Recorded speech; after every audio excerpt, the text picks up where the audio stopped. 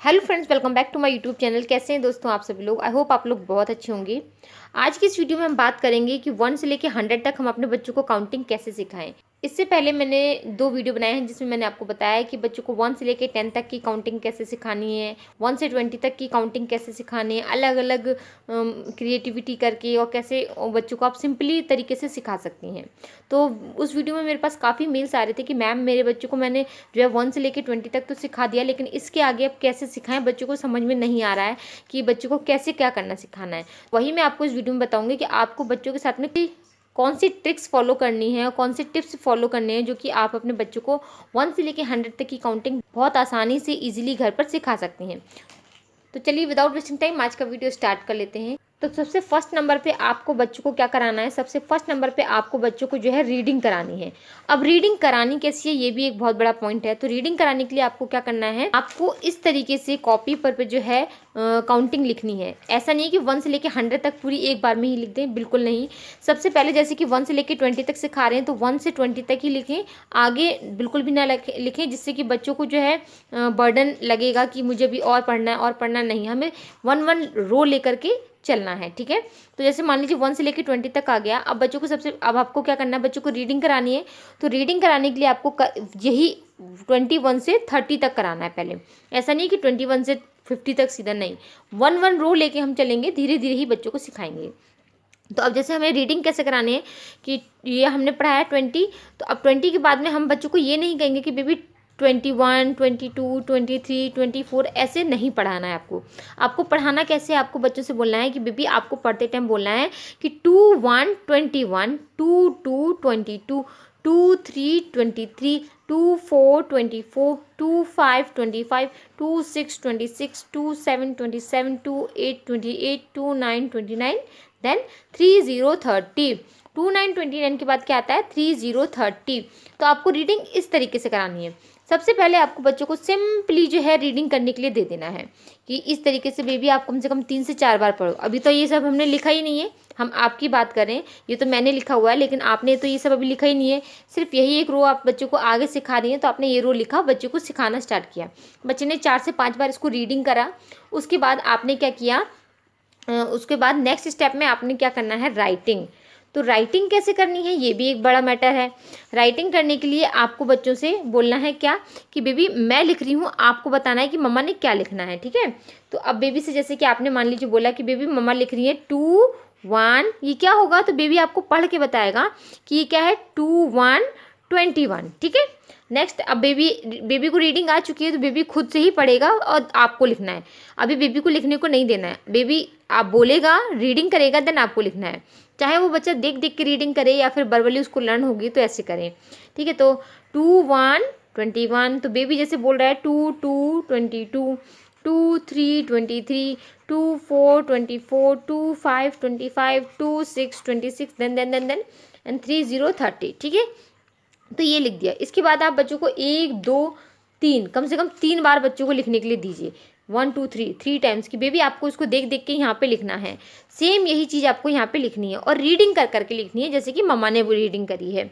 उसके बाद जब बच्चा आपका लिख लेता है 2 से 3 बार, देन आपको जैसे चलते फिरते आप बच्चों से बोलिए कि बेबी 2, 1, 21, 2, 3, 23, तो बेबी आपका खुद से ही बताने लगेगा। अब जैसे बच्चे लास्ट में आता है बोलता है 2, 9, 29, कभी कभी ऐसा होता है बच्चा 2, 0, 20 दोबारा बोल देता है, लेकिन बच्चे को समझाना है कि बेबी 2, 9, 29 के बाद क्या आता है 20 नहीं आता है, 30, 30। तो ये आपको रीडिंग करानी है, सिर्फ वर्बली चलते फिरते बच्चा उठ के बैठा है या खेल रहा है, प्ले में आप फ्लोर पे लिख दीजिए, उस पर जंप कराइए 21 से लेके 30 तक। इस तरीके से पहले आपको उसको जो है अच्छी तरीके से रीडिंग आ जाए, वर्बली बोलना। उसके बाद जब बच्चा लिखता है तो बच्चे को बोलना है कि बेबी आपको राइटिंग जो लिखनी है वो स्पीकिंग मतलब रीडिंग कर करके लिखनी है, ठीक है ना। जब बच्चा कहीं अटकता है तो बोलिए कि बेबी आप काउंटिंग करिए अगेन 2, 1, 21 से, देन फिर बच्चे को आ जाएगा, क्योंकि बच्चे ने रीडिंग किया हुआ है, उसको लर्न है, तो बच्चा आराम से लिख लेगा।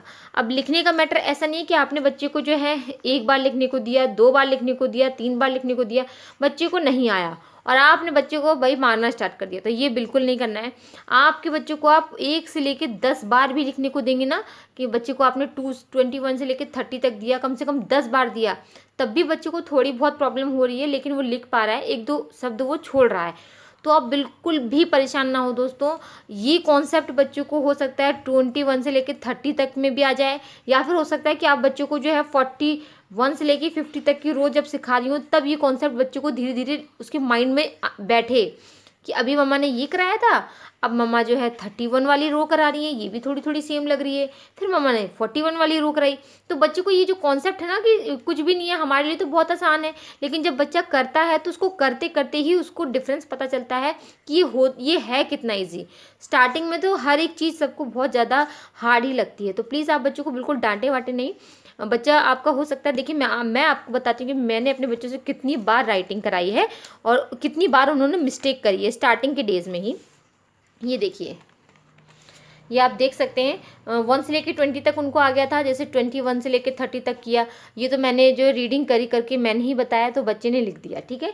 देन फिर हमने दोबारा उसको लिखने के लिए दिया, फिर इतना तो उनको आता ही था, इस रो में वो फिर भी अटक जाती थी, कहीं नहीं आता था तो वो हम बताते थे, ठीक है। उसके बाद हमने बच्चे को फिर से राइट करने के लिए दिया, ये आप देख सकते हैं, ये दिया तो बच्चे ने फिर से लिखा, हमने फिर से दिया। देखिए आप खुद ही देख सकते हैं मैंने खुद कितनी बार दिया है। कभी कभी बच्चे का मन नहीं भी होता था लिखने का, तो ऐसा नहीं कि बच्चे को आप मारने पीटने लगे कि नहीं लिखो, तो ऐसा नहीं है। इतना बच्चे को आने लगा था थोड़ा थोड़ा, तो मैंने फिर थोड़ा एक स्टेप आगे बढ़ा, लेकिन बच्चे को यहाँ तक आ रहा था, कोई बात नहीं, ये हमने आगे से प्रयास किया, नहीं आया नहीं करने दो, ठीक है। उसके बाद हमने फिर से लिखने के दिए। तो जब तक बच्चे को नहीं आएगा आपको सिर्फ लिखने के लिए प्रैक्टिस करानी है।